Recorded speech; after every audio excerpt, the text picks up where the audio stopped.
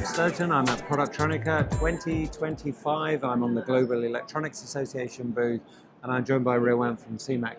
Always a pleasure to see you. Always a pleasure to chat. For me too. Tell me a bit about how 25 is ending out in terms of the market, and a bit of an indication to your expectations for 26. So Philip, it's not the first time we are meeting, and I'm going to answer your question. I don't want to ignore it, but I will start with a little other, if that's okay with you. Our industry, electronic manufacturing, is a little bit hidden. So we have no real brands. We don't manufacture our products usually, and sometimes we are squeezed between big suppliers and big customers. But when you look at most of our companies, we are really mastering a lot of different technologies. So we are doing really good stuff, extremely good stuff. And not only that, but we are doing it with limited resources. So due to our position, we have learned how to do fantastic things with limited people. And what I wanted to say with all of that is that there are not many people helping us actually promoting our industry. And you are one of those, together with Eric and some other people. And for me, that was maybe the time just to thank you for all of that. Wow, I appreciate that. Because not many people are doing that, and we really need it. And I believe we are extremely good at what we are doing. So I think you're people like you good at what you're doing. Yeah, okay. What I think is fascinating, I don't know any other industry that's mastered supply chain in the way you have. I don't know another industry that's mastered the automation of a single process like an SMT line in the way the EMS industry has. And you get it right. It's not only technology, but the entire, let's say, the entire process. Ecosystem, If we screw up in supply chain, we'll be dead by inventory or whatever. So we have to master all of it. Okay. It's a complex task. Within that complex task, how has this year panned out? To go back to your original question. 2025 was a little bit of a transition for us. We did extremely well in 2023 and also 2024. And you were standout in 2024. That was a tough year for most of Europe. It was a tough year for most of the people, and was like, what's happening to you guys? I'm doing okay. We're doing good, Well, a little bit of maybe showing too much there, but 2025 started with an acquisition for us. So we acquired a medium-sized manufacturing company in Poland. Okay. It was very good experience also for myself. That was my first time I was, let's say, on the front line for an acquisition. So that was great. It went relatively well, and from that we are generating a lot of opportunities we're working on. This said, we are a little bit down in 2025. Our company has been a lot of involved in automotive, about 60% of our revenue. That doesn't help actually to maintain a solid position. But even that, I would say, we are doing quite okay. So we still maintain quite a good level of, I would say, even profitability.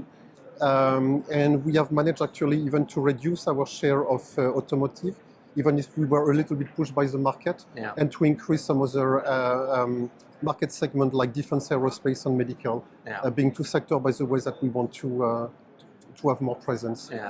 What we see in general from the entire industry is that there is still a high tendency for a lot of projects to be delayed. So like decisions are being taken, but with some delays. And of course, it's affecting our plans to, let's say, to get back on the growth side. So that's a little bit how things are shaping for us. Let's go back to the acquisition. When you look at an acquisition like the one you made, there's normally one of three reasons to do that. You're either looking for capability and capacity, which is just adding more people or adding maybe some more processes you don't have. Sometimes it's geography, so maybe it's having an Eastern European footprint, but other times it's acquiring different markets. So what was the motivation behind Poland? All of them? Or? I think you have all of them, actually. So I would say probably the first matter was actually to open a new geography. I think you've been in Poland a few times. Poland has the, I would almost say, luxury to still have decent manufacturing costs, but also you can find a very good pool of high-skilled people over there. And so that's really a very good match.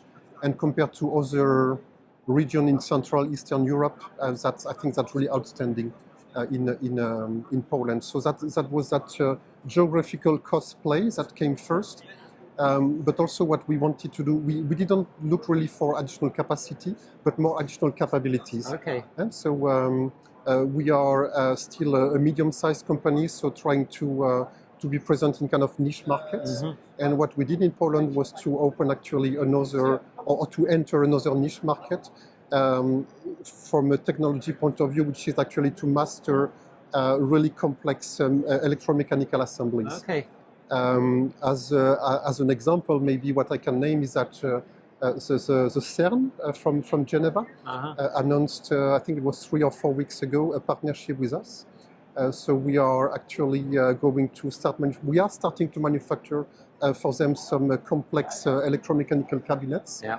And when I say complex, that's really complex stuff. That's an understatement. Yeah. So this stuff will be 100 meters into the ground. Will have to be resistant to radiation and stuff like that, on top of the complexity of the assembly itself. So it was that play in terms of capabilities, and also entering, let's say, other markets. Yeah. So as a result of that. It's not like we want to exit the automotive market. We want to be present. Yeah. We still believe we have quite a good play to maintain there. But diversification was also important for us. Yeah, So I think it's essential. I think when you look at the kind of malaise I find the German market in a little bit at the moment, a lot of that is related to the automotive market, and we're seeing a lot of things happening with the switch to EVs. That brings more pressure in. Yep. China seems to have done a sterling job in Yep. winning a lot of that business. Yep. So Yep. it's hard to see how much of that automotive will come back to Europe, Yeah. but I think there's value in having the right. I think there is value in there. Also, when you and I talked last year, I was quite optimistic that people would start to buy cars again. Yeah. I think they will, but I'm not sure how the Chinese, let's say, car manufacturer will eat up some of that potential growth in the future. Yeah, and that's probably going to be a challenge for us.